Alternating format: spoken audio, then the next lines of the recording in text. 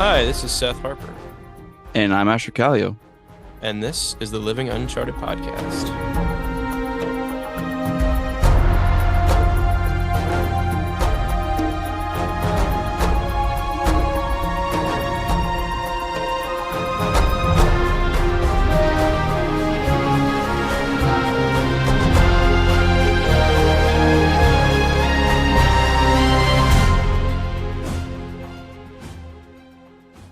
Ooh, guys. Ooh. We've got a good one today, y'all. It's gonna be a good one. Yeah.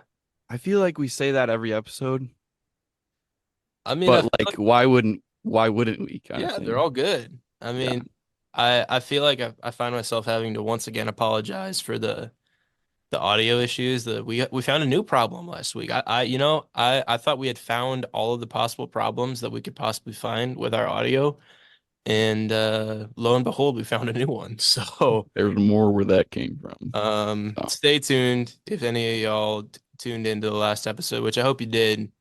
For the parts that you could hear, it was a banger. Um, but and we know bangers. That's right. At some point, I'm gonna go in and re-edit the portions where, for some reason, you just couldn't hear Asher, and then we'll re-release the episode new and improved at some point coming up here. So. But no, today we're sticking with what we know to have worked in the past. Yep. And so hopefully we got no issues here. So, but yeah. And Like for you and for those of you who are bored the last three episodes of just listening to Seth and I talk, we've got the answer. that's We've got a guest today. I've known him for a long time. Um, he has done lots of different things. Um, he's been a retail manager. He's currently running a company, which we'll get into a little bit more um, as the episode goes on. He actually with my dad, he did the Warrior Dash excited to hear about that. a couple of years ago, yeah. And he's much more into the tech side of professionalism, but he learned how to drive a tractor to help my grandpa on the farm. So he knows how to get his hands dirty. I'll say that. There you go. Um, he became my uncle a couple years back. Um, When you were born? no. Well, I mean, he couldn't have been your uncle until you were born. Right. Wait, maybe Anyway, I was can we mute Seth real quick?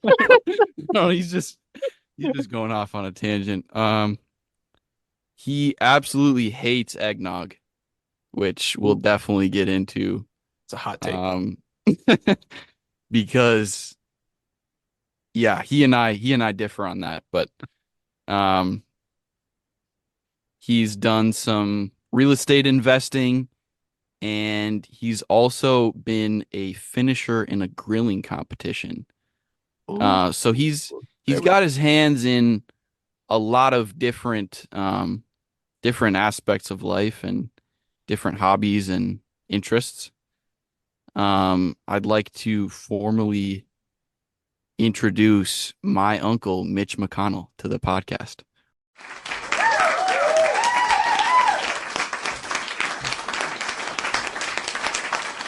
Mitch McConnell. And that is how you lose listeners quickly. I was gonna say, so that's all, folks. I'm signing off for today. Who is Mitch McConnell? I don't even know. Well, for the record, I'm a married-in uncle. That's how I was only his uncle Okay. for a couple of years. I caught on to that as Asher was responding, and I was like, I probably assumed something wait. there that No, I should not have, but yeah. Well, that's yeah, fine. thanks for the intro. Thanks for getting it kicked off. It's cool to be involved, and I've listened to all of your episodes, so it's kind of the typical long-time listener, first-time caller vibe, and now just Yes. boom, right onto the show. Yeah. But I did, I didn't tell you guys this in advance during our prep, but I've got a minor confession about Seth. One, Oh, I thought you were Daniel until like the third or fourth there episode. you go. That's funny. And I only found out because I was scrolling Facebook and it said people you might know. And it said Daniel, whatever his last name is. And I was like, oh, that's the guy who I met at the farm. That is not the Yeah. podcast partner. So He is not. He'll Hey, be on the podcast, but he's not. He's not my you partner. know what? If there's anyone that I might get mistaken for, I'm honored that it would be Daniel. So Yeah. there's no hard feelings on this end. Yep. yeah, and then Asher doesn't get off the hook either. One more thing, not prepped for, but I do have a gripe about Asher. He came to my house on Thanksgiving and hung out. He voyaged all the way to the suburbs of Minneapolis and hangs out for Thanksgiving. Life is great. And he hops into my 44-degree cold plunge tub for 5 minutes and doesn't bother to include it as a microdose a week or Dang two it. later when he Oh my records. gosh. That's a failure on my part. So there you go. Confession and a gripe. I'm out of the way. You guys are in control. Let's go. Well, Asher, Well, now that I heard thanks for about that, taking us down a peg I right feel off like the bat. Asher, what was that experience like? Just I want to hear a brief explanation of that. Yeah, so went to Mitch's house for Thanksgiving. What's his actual And last name, by the way? Brunette. Okay. I found- Yeah, not McConnell, definitely. Um, I was like, how can I throw him off like right off the bat? And that's what I came up with. So, There you go. um, but no, yeah, we got there and he was telling me about his cold tub, and we talked about it before, but I was like, well, like let's check this thing out. Or I think you wanted to show it to me. Um, That tracks. Yeah. I'm always showing off and my cold tub. yeah. Um, I was like, well, like I have to do it.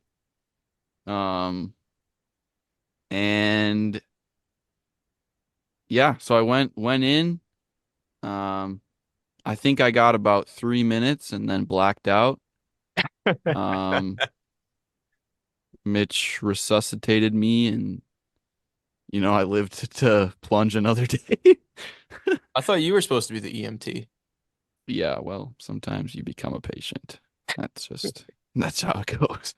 You did well, man. I taught you how to breathe in advance. You listen for that first go. And then Yep, most people, if they start plunging, they get into it at like 50, 55, even 60 degrees. But you got stuck with the temperature my tub's at. that So was you cold. went right into strong mode. Like the coldest I've gone is 40 degrees.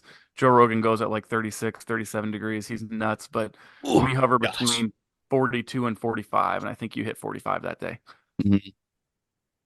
Yeah, I was like, 45 is nothing. 45 is something. And that something is extremely cold. Yeah, but it was fun. It was a cool experience. Yeah, definitely should have included it in my microdose. I don't remember what I was talking about that was cooler than that. Probably trespassing. It Yeah. probably was. Probably was. We haven't Uh, we haven't heard much trespassing lately, so I was big into that a little bit. Asher must be getting straightened out a little bit. Um, Far from that, I just haven't had time, basically. There Well, you go. yeah, there we go. Um, all right. Well, Seth, you can edit out this big pause here while I look for the question. I'm looking at Asher right now, and I could tell that he was just like looking at his computer screen, just like scanning through the the Yeah, questions that he had prepared. yeah. Um, I'm gonna be honest, guys. You probably won't hear as much from me on this episode because like I so Asher's obviously known Mitch for a while because he's his uncle. I've known him since circa about 15 minutes ago. yep. Um, so I'm excited to kind of be just like a little bit of a backseat driver on this episode and uh yeah, just I'll chime in every once in a while. Oh, you have a part to play in this episode, Seth. All right. Definitely. Good to hear. Um, So yeah, Mitch, welcome again to the podcast, and thanks for being a day one supporter. It's pretty sweet. Um, I was gonna say I'm shocked that you haven't been on a podcast already. Um, I've got plans. yeah, yeah. So guys, definitely be on the lookout for Mitch in other creative projects coming up. But yeah, to start us off, I've got some I've got a bunch of questions. Um, but we'll see how far we get. Um, Lay 'em on me. Let's go. I can talk a ton, so you may have to shut me up once in a while, but it depends on what level of like high horse or excitement you get me on. All of a sudden I can go, and then before you know it, once in a while I'll go, did that answer the question? And no, and, no, you- and you're like, whoa, whoa, whoa, we just dove off the deep end. What was the question again? Oh yeah, I know whoa. how I got there. Squirrel, back to the beginning. Yeah. Yep. We like that. We like that kind of energy for We're podcast all guests. about random tangents that provide comedy and adventure gold here at this episode. So Game on. Yeah. So I think, first of all, tell us about some of your travels in your life. Where have you been? What have you seen? Man, we I've been It's a pretty big question. I've been pretty well traveled. So I should have had this to my left. I have a photo book that I actually got from my wife for her birthday about a year ago. And what I did is I went onto this website, and there's artists that will create stickers. And they're the same type of stickers you'd get in a gift shop if you were smart enough 15 years ago to have bought the sticker at the gift shop. So you could have, a little cheap souvenir of everywhere you've ever been. Because you can only have so many t-shirts or hats or hoodies or whatever to wear from wherever it is that you've traveled. Plus, if you're, frugal about certain things like I am, a sticker is $2 and it gets the Yep. job done. So, there you go. before my wife's birthday last year, I randomly thought about this. I Googled it, and sure enough, there's some website. I think it's called like Redbubble or something. And Yeah. is Hmm. that what it is? I've heard of it. And I've used it. Yep. yeah, so I went on there, and I literally went back in time and thought through everywhere we've been, from like literally northern Minnesota up in like Grand Marais or the Gunflint Trail. You type in Seattle, Washington, and you'll get Bainbridge Island. You'll get, all kinds of Mm. stuff. So we've done a lot. I mean, we have spent a lot of time in Arizona. We visited Asher's other aunt in Louisiana. We spent time visiting the same aunt in Yeah. Chicago. We visited her in She's Cocoa been all over Beach. the place, man. Yeah, she's a nomad, man. Her and Peyton moving around. We visited them in Houston. We've been to Laguna Beach, California, LA. We traveled to watch the Vikes play the Rams in LA the year we signed Kirk Cousins. Ooh, that's We that must went have. to that was fun. Yeah. We went to KC to see the Vikes play. And then Mahomes didn't play, and we still lost, so that sucked. Um, What? been to Arizona. We went to the Smoky Mountains about a year ago. Asheville, Tennessee last year for the Super Bowl, and tomorrow I'm flying to Clearwater. So what it boils down to is we've not been to the Northeast. We've literally not figured out how to get an airplane to fly us north and east. So we'll Hmm. get to that eventually. Um, we've been to Technological Mexico. advances pending. Yeah, yeah. We've been to Mexico twice, Dominican Republic. Where else? I went to Jamaica without her. The day after we got back from Mexico, I flew to Jamaica without my wife for 5 days. That was awesome. See Uh, ya. so yeah, we've been a few places. We've been a few places. Nice. Nice. Nice. You talked about you said Grand Marais. Daniel and I were actually there a couple years ago. I'll have to get him on to talk about that. But a friend of ours has some land up there.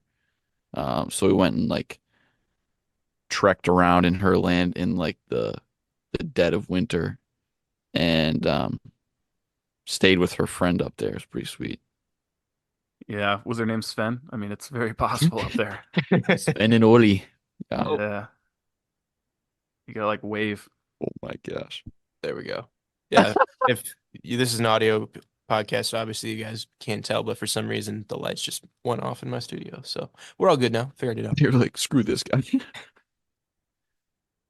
Yeah. Yeah, Grand Nice. Marais is sweet. If you go to Grand Marais again, if you didn't already, run up the Gunflint Trail. It's like Mm. 45, it's either 45 or 60 miles long. It's a two-lane road.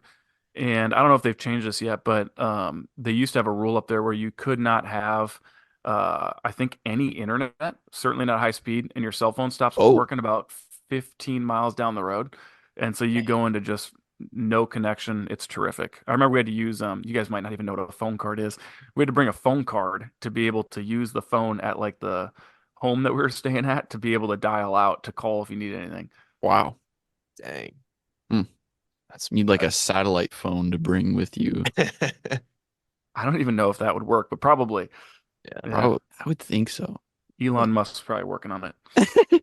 He's- Did you guys hear about the first human this is brain total brain tangent. implant. Is that what you're talking Yeah, about?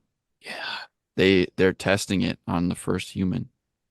I don't know how I feel about that. If I'm being That totally was like a few days ago, I think, like a week ago. I don't know enough about it. I saw it's a deal. I don't know how you have to imagine how much I had to go through to even get to the point Oh to my apply for the license or gosh. whatever to get the government to let you do that. yeah. That's a big step. I feel like it probably was a logistical nightmare. I feel like it should have been even more of a nightmare than it was. I feel like it Yeah. should have been harder. I mean, Yeah. like, here's the thing: we don't really know, or I mean, like, at least I don't know. I like all I saw was like the Wall Street Journal like notification pop up on my phone or something. But like, we don't know how many years they've been like planning this and like Right. trying to Yeah. get all their ducks in a row. But um, yeah, that's crazy. It's a scary time to be alive. Yeah, I ain't letting no one put a implant in my brain. Just I saying ain't that right letting no here. one put a brain in my brain. Keep them away from me. Uh, Mitch, since mentioned you went to, sorry, I'm gonna cut in because like you mentioned something and it piqued my interest. Um, Mitch, you said you went to Mexico with your wife, and then as soon as you got back, you left for Jamaica by yourself. What was the deal there? Well, I didn't go by myself. I just went without her. Oh, sure, sure, sure. Yeah, yeah. So we booked the trip just for us to go on like whatever a 5 night all-inclusive vacation for her and I. And we booked it because there's a contest at my company that we were 95% sure I wasn't going to win. And then in the 11th hour, sure enough, I won it. And the trip happened to be the next day. So Oh my I gosh. basically flew home from Mexico and I had a spare suitcase ready to go. And I just took like all my toiletries and my swim gear and dropped it in the other one. I think I slept 4 hours and then she drove me to the airport and dropped me off. And she was mad about it for a lot of reasons, but it was snowing on like April 13th, like a good Oh amount of snow. gosh. And I was like, see ya, I'm off to Jamaica. So I went to Jamaica with I went to Jamaica with a few guys from work, from my local office, and we met up with, whatever, 30 or 40 other people that also won that trip and had a great time on a very, very nice resort. So How long were you there? Uh, I think the trip you win is like 3 nights, 4 days, and we usually tack one or two on extra. So I think I ended up being there for 4 or 5 nights right after being gone for 5 nights. So I was That's gone wild. for 10, 11 days. The one downside is I tried to fly straight from Mexico to Jamaica, but she was not having that. So it was, Gotcha. Yeah. Yeah. Dang. yep. Nice. No, All right. it's been the weather in the Midwest this year has been kind of weird. Very Yeah. funky. Like, I don't know, Asher, I don't think you experienced this at all, but there was a tornado that touched down just outside of Madison on Really? yeah. I didn't hear about that. Mm-hmm.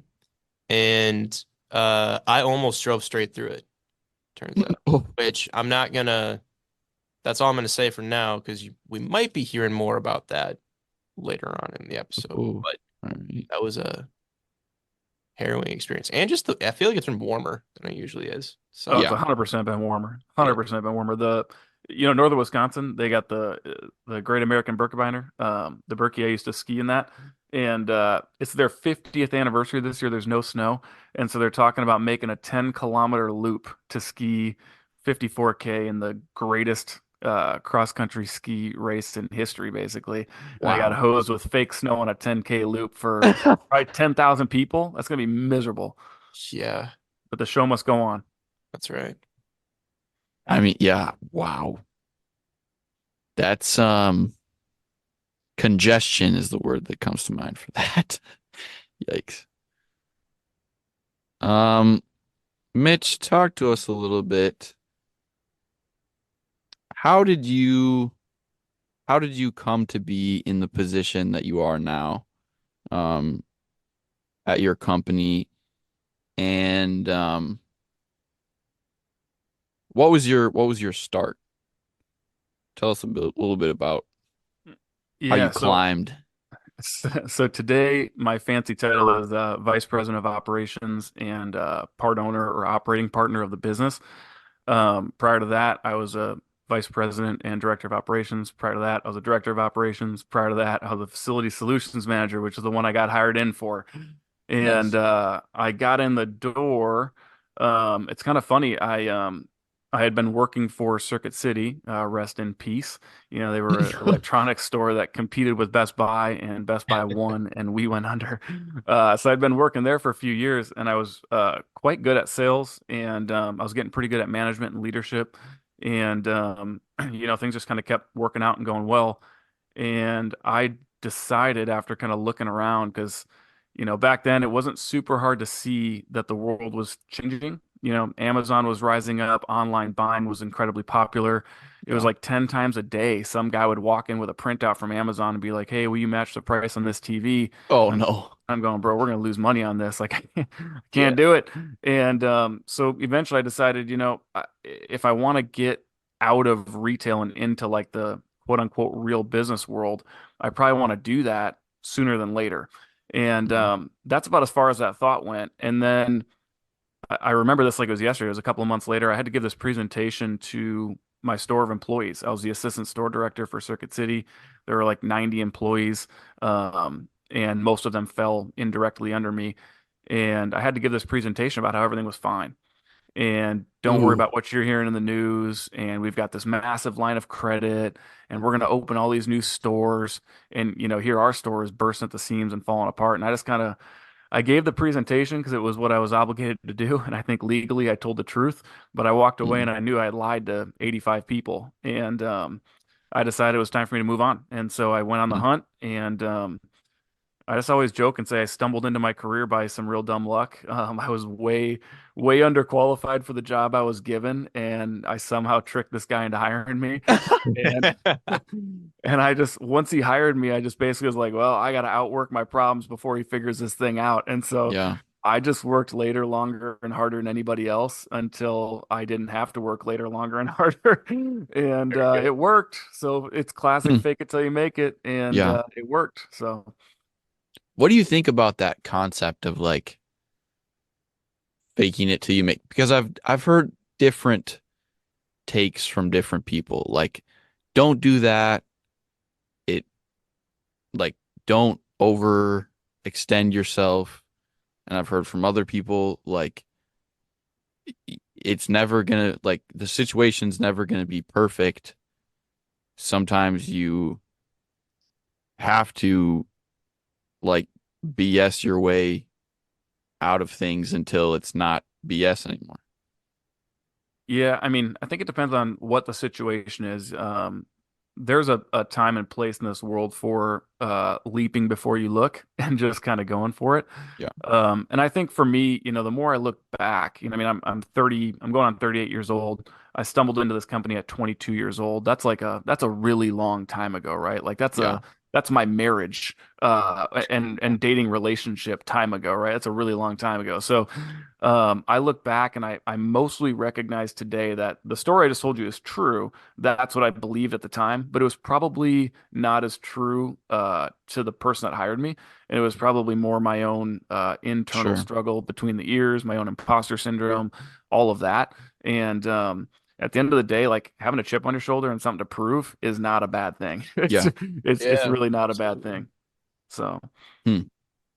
That's that's interesting because I think like I've thought about that before. Like if you always have something to prove, you will tend to prove something. Like um And I've seen that in my life, and I've seen it um in work work relationships that I've had, and in in classmates. I've seen that where they just need in some way to get to the top.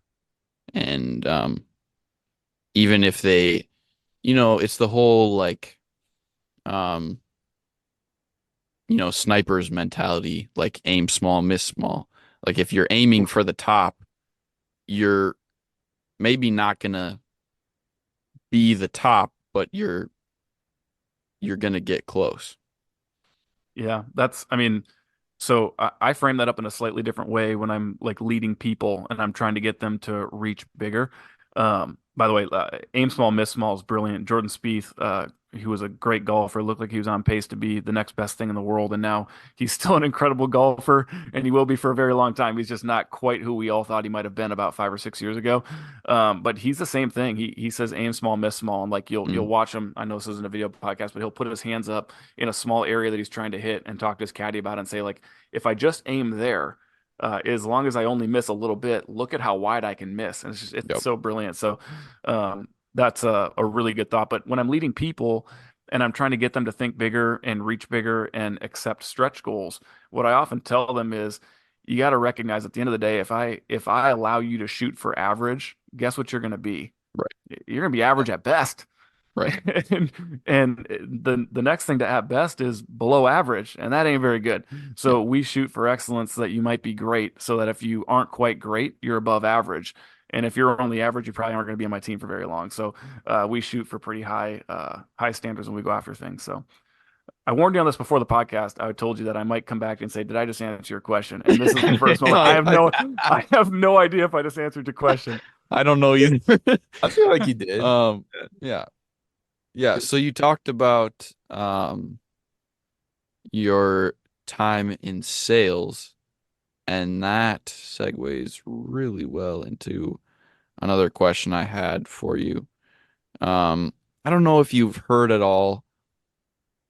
I believe it's Alex Hormozy. I don't know if you've heard of him. No, nope, not Um, familiar. he's a big guy in like the YouTube space. But he talks a lot about how sales can get you places. Hmm. Like if if you want to make X amount of dollars, a really good way to do that is sell something for even more, like so that kind of thing. Yeah. Um, but he talks about, and I think I've heard it from other people too, um, this kind of concept that life is sales. And my dad has said this before, even though he's not really like in that world. Um, It seems like a strange quote to come from your dad, but now that I think it about it definitely is. My dad will definitely be on the podcast.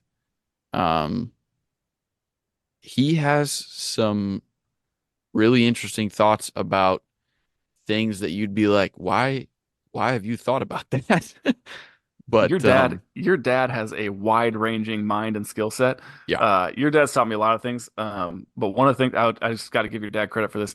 Your dad taught me how to build something called an upside down fire. And so, yep, like, if you go to build the bonfire, most people do a TP style where they put all the logs up in a little TP, and then they put the kindling at the bottom and the slightly bigger stuff, and they stack it up, and then they light it on fire, and it burns up. But Eric taught me the upside down fire, and it is a life-changing fire. But I can tell you, he may not realize this, maybe he does, but I would argue that the reason your dad probably knows a bit about sales or why you might think that he could be good at sales is people want to buy from people who they like and trust. It's that mm, it boils down to that. Do I like you and do I trust you? Right? Because if you decide I want to go out and buy a 2010 Toyota Corolla and you go to two different dealerships right across yep, the street from each other and they're the exact same car with the same miles and they cost about the same. I mean, heck, you might spend more money to buy it from the guy that you like and trust. And sure, that's really what it boils down to. And There's a timeless classic, a book that was written, I think it was written in like 1934 or something, and it's called How to Win Friends and Influence People. Yep. And if you, yeah, you walk into Dale like, Carnegie. yeah, you walk into 50 executives' offices, and I guarantee you, if they have a bookshelf, it's on 35 or 40 of those bookshelves. And if it's Sure. not, they've got it at home. And what it really boils down to is, how do you get people to like you and want to talk with you and engage with you? And, listening is one of the number one attributes in all of that. And I think your dad's a tremendous listener to bring that all full circle. Absolutely. I can pipe in here quick. I can definitely in regards to like um being willing to purchase from and do business with someone that you like and trust. Like I experienced that really recently when I was looking to buy an engagement ring for my now wife. And I had gotten this guy recommended to me by another one of my friends. Um, but I went up to him and like, I kind of gave him a rundown of like the general idea of what I was looking for. And he showed me some stuff. But I think what really sold me on wanting to buy from him was the fact that we talked about a bunch of stuff outside of jewelry. Like we talked about like what our favorite foods were. We talked about like the different churches that we go to. We talked about like the different sports teams that we like. And I was really able to vibe with him Mm. and just have like a genuine conversation with him that was separate from his pursuit of wanting to make money and my pursuit of wanting to get a good quality engagement ring, you know. Yeah. And so um and I've kept up that relationship with him since then. I mean, we bought from him when we were getting our wedding bands. And I'm sure I'm planning on going back to him, whenever I want to get her an anniversary gift, or something like that. So That's awesome. That's all. I mean, everything you described is the classic, like the bonding and rapport portion of the sales process. And I heard a really good quote. There's this guy, Jocko Willink. Maybe you guys have heard of him. If you haven't, Yeah. yeah, Jocko's the deal. So he's got this quote that basically distills down to the only difference between manipulation and leadership is mutual benefit. Oh And man, man, I know, is that a killer or what, that's right? So like, terrifying. so Seth, you said it. This guy wanted to sell you a ring. You knew at the end of the day he wanted to make money, right? Like there's no hiding. That's what he's there for, is to transact that money, right? And stuff some of it into his pocket, and some of it in the company's pocket. But at the end of the day, he took the time to build rapport with you to make sure that you felt really, really comfortable. And what's interesting is I wonder what you'd say about this is sometimes the product of the purchase nearly becomes an afterthought. And I don't know Mm, if you experienced that or not, but like you walked away with a relationship and you just happened to get a ring. Isn't that right. crazy? yeah, I would definitely say that I agree with you because like yeah, at that point, like like after that first visit, I valued the fact that I felt comfortable coming back to him later, with Hmm. either buying future products or, going to get the ring cleaned or whatever. Like I appreciated the fact that I didn't have to worry about, you know, what his angle was or like um yeah, just anything like that. Like I felt comfortable being around him. And yeah, so I completely agree with that. That's sweet. So you walked in the doors uncharted, and now next time you go in there, it's charted because you know what you're gonna get. There Boom. you go. That's right. That's really bringing it full circle What right a beautiful progression from there. uncharted to charted. Yeah. That's what it's all about. How do you like, and I'm sure too, it felt like he made the space for that and made the time for that. Because like you can tell when you go into a place if someone's like, "Hey, can I help you with anything?" And then they're like rushing through it and we're like, "All right, well, if you decide to buy like," and they're just trying to get to the next person or like shoo you along kind of. You can feel the difference that versus obviously he took the time to like get to know you a little bit more. Yeah. Yeah, exactly. I mean, like a very different example is I'm sure a lot of us have had this experience where um when Rowan and I moved into this apartment that we're in, had to get Wi-Fi, so I called Spectrum to get that all set up. And I I had going into the call, I had to know exactly what I wanted and exactly what I needed because the guy on the other end of that phone call was adamant that he was trying to sell me, as expensive of a Oh package no. as he could. Um, and like, in that situation, I had to like just stick to my guns and know like, you know, no, I don't need the $100 a month Wi-Fi, that you say is so much better than, um, the kind that I'm gonna get, which like, maybe it is, but like, I know I don't need that. And so I'm just, but yeah, sales is weird. You got to respect the hustle though. I know he's just doing his job, but I did my homework too. So That's not hustle. That's reading a script, man. Yeah, yeah, yeah, yeah. Mitch, like kind of along the same lines as my question about sales. How would you say that um your time in sales set you up for this job, and how would you say it informed or affected how you live other parts of your life? Well, I mean, if I didn't learn how to sell initially back in the day at Circuit City, I was selling car stereos, amps. I made, vehicles bang loud and, did all that kind of stuff. It was super fun. Um, but at the end of the day, if at the end of the day, if I didn't learn how to sell, I honestly don't know that I ever would have made it into the management role that I was in. But it wasn't just the selling. I was always willing to do just a little bit more than the person next to me. Mm, And I was really interested in learning the why behind the way we were doing things. And I probably annoyed my bosses a little bit at this time. Um, but the reason I think I succeeded in sales and moved me towards the management world was because I really understood question asking and making sure that I heard what the person wanted and needed, and then that sure. I could provide them a solution as to why. And I think in sales, there's like, it's kind of tough, even just the three of us talking on this Zoom. You've got teensy itty bitty delays, and I've got you guys in a small window that I can see you in. Like, when you're in a sales position or in a dialogue with a prospective client, like, there are verbal cues, there's visuals you're looking for, there's so much body language that you want to understand. And there's a whole concept called mirroring, where like if a prospect is sitting forward or like they've got their arms crossed, you can kind of match and mirror their demeanor and tone. And in a sense, it's like fighting fire with fire. And Mm, at the end of the day, you're learning to try and pull people your direction towards your product, towards your solution, whatever it may be. And I think the rest of the world isn't all that different, right? If you're trying to influence people, yeah. whether it's you're trying to carefully and respectfully share your vision of faith, or perhaps somebody comes to you with a question about what they ought to do with their next raise. These are the kinds of questions I get because I'm a personal finance nerd. Or they're thinking about buying their next vehicle, like whatever it is.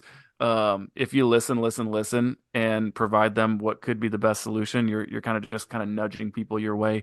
And again, going back to, if they want to, like and trust you, they're going to kind of come along and eventually buy or follow your suggestions. So I think all those things kind of come together, but I don't know. It's just you also find yourself not just in sales, but in management and like ongoing client relationships. You have to choose your battles with people.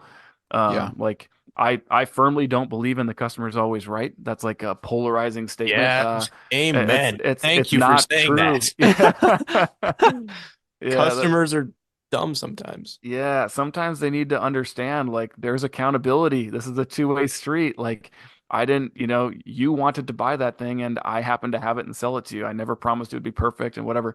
So I just think that at the end of the day, like, you've got to be able to listen to what people tell you and then be able to use that against you. I'll give you another great Jocko quote. I'm full of these little nuggets once in a while, but I really like his uh podcast. he's so good. He says, when I shut up and listen, I know twice as much as you know, because I know everything that you know because you just said it, and I know everything that I already knew, and now I can use it all against you. And it's like, dang. Oh And no. Dude.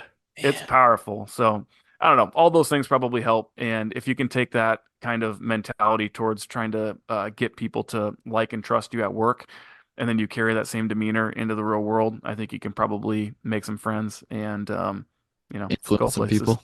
Yeah, boom, full circle. One of my friends is reading the 40 laws or yeah, the 40 laws of power. Not familiar.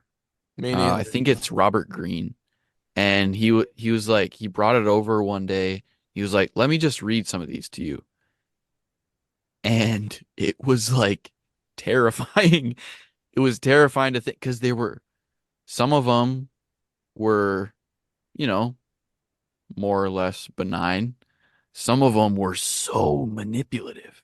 Hmm. And it made me think about like, how have I consciously or subconsciously used some of these laws to manipulate people, and how have I been manipulated? It was a trip. Hmm. I don't know that I could in good conscience recommend the book. But I mean, yeah. But you're aware Well, it exists. I'm aware it exists, and I'm aware that for certain applications it would be useful. yeah. Well, and I mean, like, I feel like you can read a book and you don't necessarily have to agree with all the points that the author makes, but I Yeah, think it can still be helpful to gain a better understanding of how some humans think, you right. know. Um, so yeah, I can still see it as valuable there. Mitch, I have a follow-up question. Sorry, Asher, this has been burning at the back of my head since you Yeah, said something. shoot it. Um, I'm I'm really intrigued by this this concept of you said you were really underqualified for the initial job that you got. I know that if I was in that scenario, that would really freak me out. I appreciate knowing what my skills are and knowing that I have the ability to do the job well. So like can you give some more details on like how you navigated that situation? Um, even maybe even like give a few, specific stories of like stuff that happened during that time. Yeah, so I guess the reality is not only did my resume technically not qualify enough to get me in the door, I genuinely think it was just like a luck and circumstance meets good enough opportunity at the right time. And it turns out I found out 6 months later that my boss had hired somebody else, and she backed out last minute. And so he calls me like 2.5 weeks later, and he's like, "Oh, hey, sorry, the interview process has taken forever. But I'd like to Dang. meet you. Yeah, I'd like So to he meet was you. like covering his butt too. Oh yeah, yeah, yeah, for sure. Just one more sit down, and then I think we'll be ready to make a decision." And poof, I was in, right? Well, I found out 6 months later when I was still living out my imposter syndrome mindset, right, that I didn't think I belonged. Um, that was the reality. You hired somebody who actually was qualified, right? And then I was just the leftover table scrap. So he was like, "Well, I guess I'll take this kid." But a couple real world stories, I guess. Thinking back, I can tell you, I'm in a professional setting now. Mind you, I manage a team of cleaners, which doesn't sound super like sexy. It's not really exciting, but at the end of the day, um, commercial properties need to get cleaned at night, and they get cleaned by independent, cleaners or custodians that go out and do the work. And somebody's got to manage them to keep them on their toes. Otherwise, it gets messy and fast. For no pun intended, but. I'll never forget, like the first week or two, I was getting taken out to these 40 clients that I was going to be in charge of managing their buildings. And they were showing them to me one by one. And my biggest one, the biggest client, it was like an 8-story property in downtown St. Paul. And it was huge. If I had to guess, in today's dollars, it was probably 10 times our average client size. And the owner, the owner of the company was only 5 to 8 years older than me at the time, but it was him and his dad that owned it together. And so they manage the business and they go to hand me off to this client. And I could just sense and feel this guy looking at me going, I'm going from an owner of the company to this kid Mm. who's still wet behind the ears, right? And I walked away from that meeting. I told my boss right away. I said, "Hey, that guy's really uncomfortable to work with me." And he's like, "What? No, he's not." And I said, "No, I'm certain he is. I could sense it. I could feel it. I've not had that feeling with anybody else we've met." And by the time we got back to our office that day, he walks into my office. He goes, "You were right." And I said, "What?" And he goes, "He was really uncomfortable with you just because you're young and inexperienced." And I said, "Well, there you go." I said, "So what do we do?" And what ended up happening is they just hung out with me a little bit longer to make sure that client felt comfortable. But I mean, that would be one good example. Another one was just like I was selling products and services I knew nothing about. And my company's training wasn't helpful in any Sure. capacity because we were small, young, and growing, didn't know what we were doing. And so, like, when I went to sell a car stereo at Circuit City, I had already A, used a car stereo, B, helped install them for some friends, C, did a bunch of online trainings that Circuit City provided me when I started, D, I shadowed people doing the work. Well, what I got was get walked around these properties and shown them to learn them well enough and then go try and sell carpet cleaning, not knowing anything about it. And so just know your product. There's a lot of lack of confidence, but to What's a overcome it, I think carpet? was one of the questions. Yeah.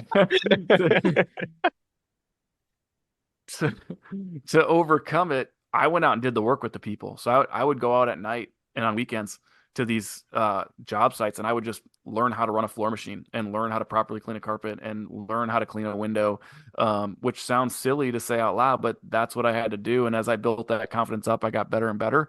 And it translated into success eventually. So Dang. What's the name of your company, by the way? I don't know if we mentioned that yet.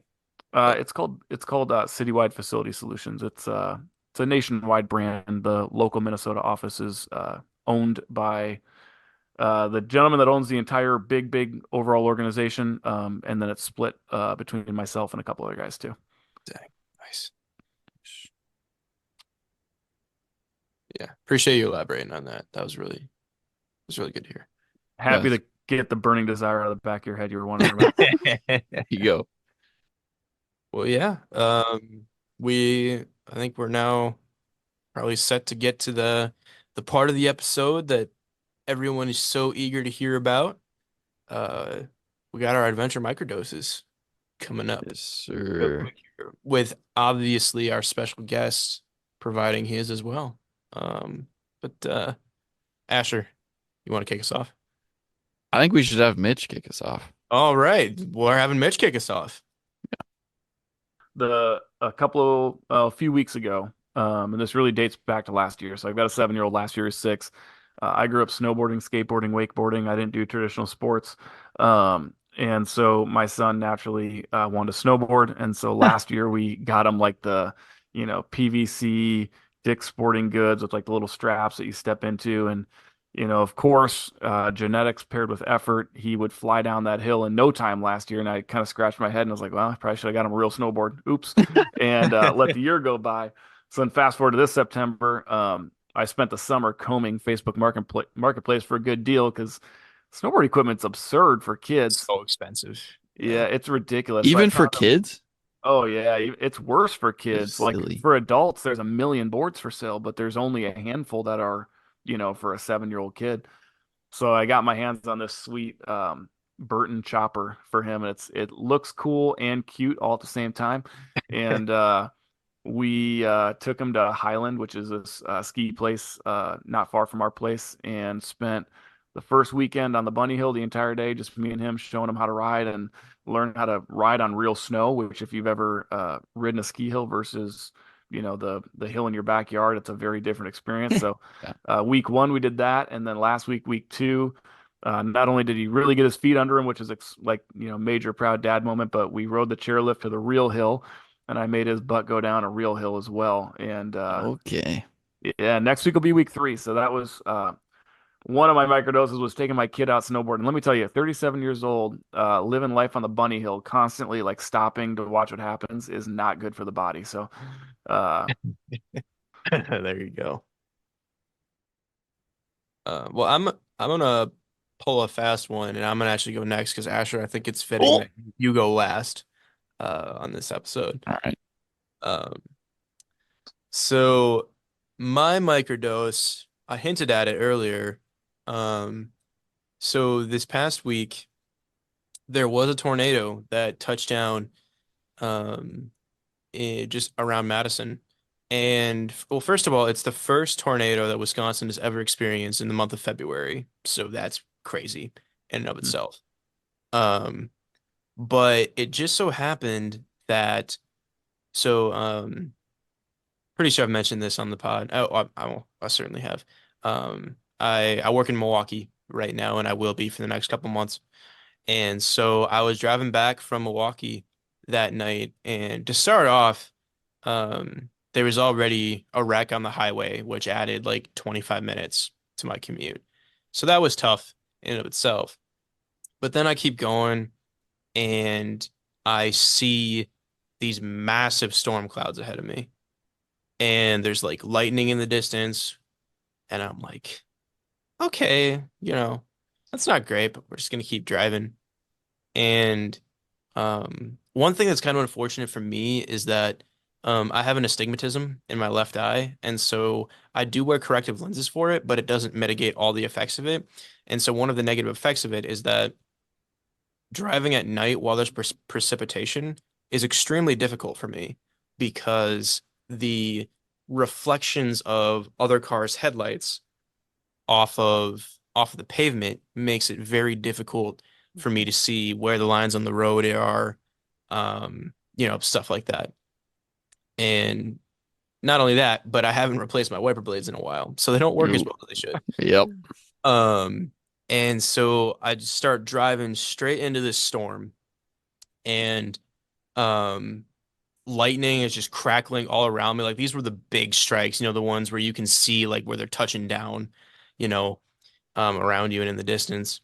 And so I was like, if it's really that bad of a storm, I really just want to keep driving. So I slowed down on the highway, um, kept driving, and I was fighting with the wind a little bit.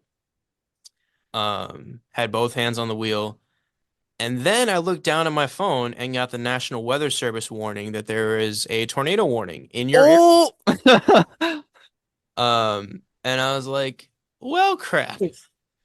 But again, my thought was like, I don't know if it'll necessarily do me any good for me to just stop and sit here in the storm, especially if there's a tornado. Um, and so I I kept on driving, white knuckling the wheel, praying a little bit, getting to the other side.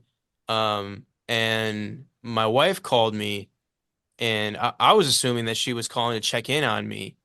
Um, but she had called me because we go to our church's Bible study on Thursday nights, and I was planning on heading to that. And she was like, "Oh, I hope you saw the message that it got canceled because of the storm." And I was like, "Yeah, no kidding. I'm right here in it."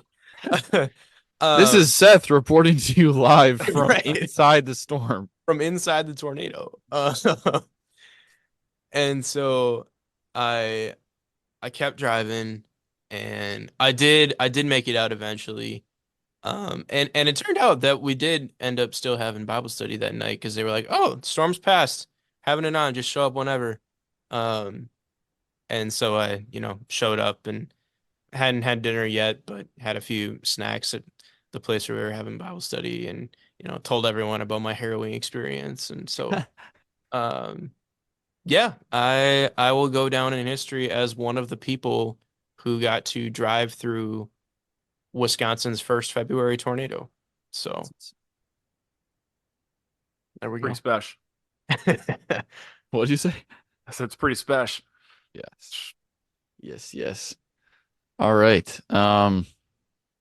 For me, I have a bunch of like mini ones I can share. Um, but a big one. So this week, um, they told us this at the beginning of class for my Fire One class. Um, this was week 4, so just yesterday on Friday.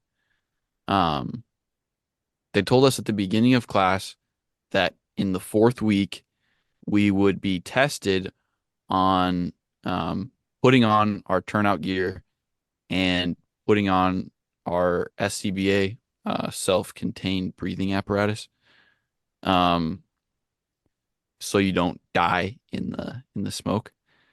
Um, we'd be tested on that, and we'd be tested on um, performing what's called a pre-dawn check.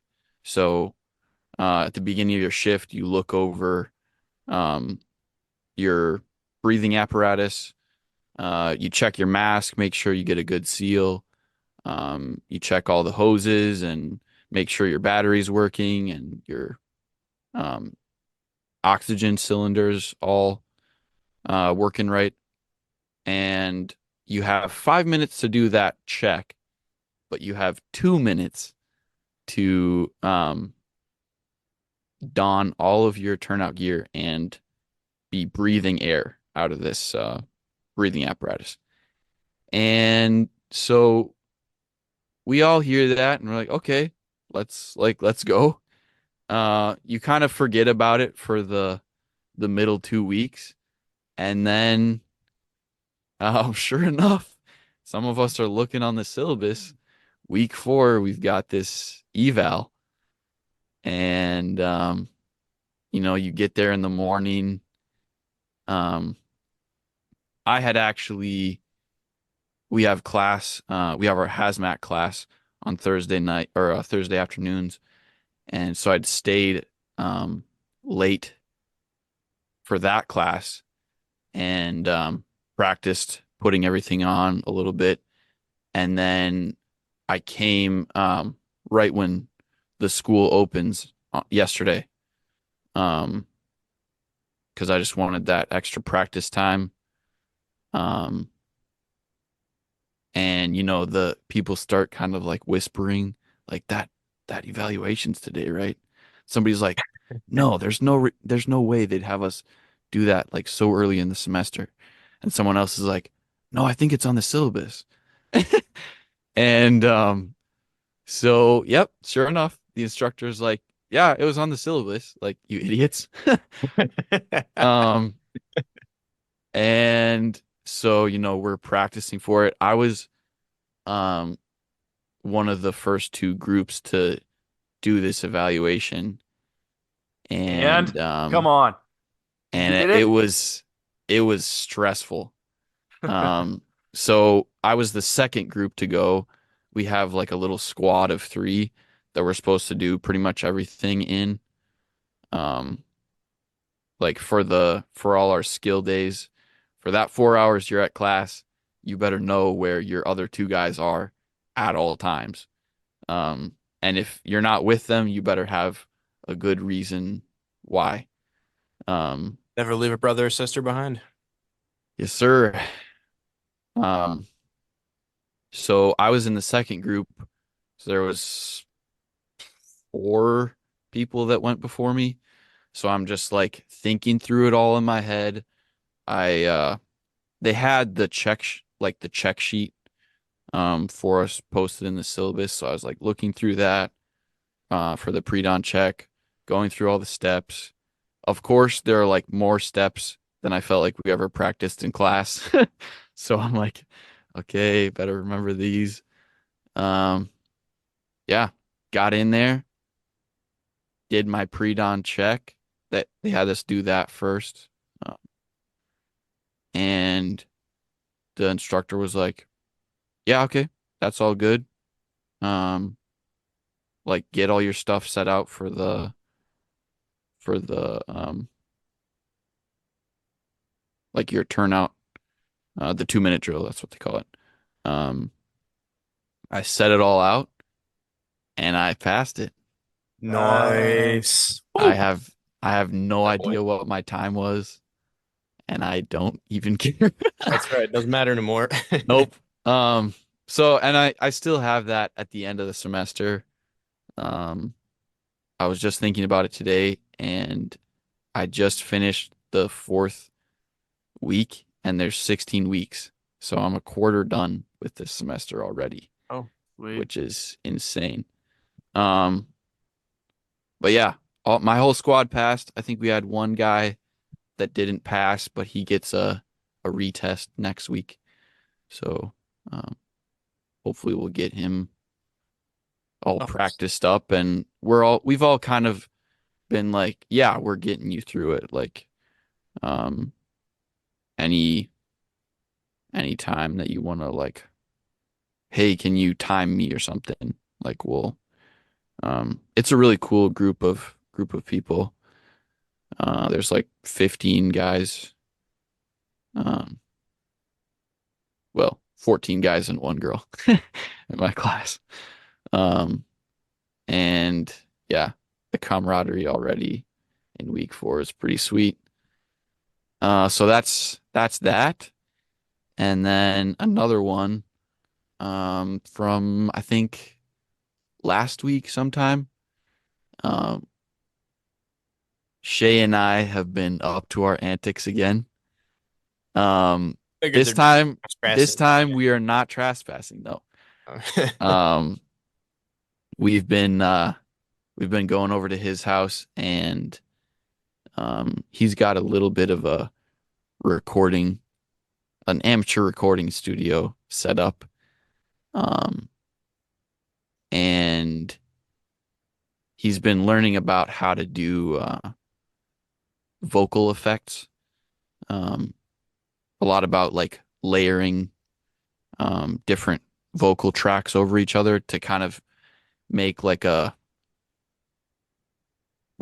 choir kind of sound. Um, Ooh, okay. so he had a bunch of projects that he had been working on and kind of abandoned, and he was like, all right, let's go through all these projects and like redo the vocals with this kind of layering technique. So he'd have me like do a harmony on his melody, and then we'd record the same thing like 4 times, layer it all on top of each other. And we did it like 2 or 3 hours one night, like 5 hours one night. I'm showing up to class the next morning, like 3 hours of sleep. Um, but yeah, it's been really fun. I um Part of the reason I got a Mac was I needed it for school because my other laptop broke. Um, but I also wanted to get GarageBand, um the system he uses for mixing um audio and piano and guitar. I wanted to get that and kind of just see if I could dip my toe in the music making, songwriting um, world. And it's been pretty fun so far. It's been fun because Shay is a very accomplished instrumentalist, and so he'll just think up a riff or something, and he's like, "All right, now like write something to go with it." And so, um, yeah, that's kind of like the whole we talk about living uncharted. That's like I've done a little bit of songwriting, but like on the spot like that, coming up with um different different parts of a song and like how does this fit? And then Shay has been doing it a lot longer than I have, so he's like, "Okay, I like the direction you're going with it. Let's change that lyric or here's an idea I have for a different part of the song." So it's a pretty fun process. Good deal. Yeah. That's it. That's it for me. Um, yeah, thanks for listening, guys. And in the meantime, go forth and live uncharted.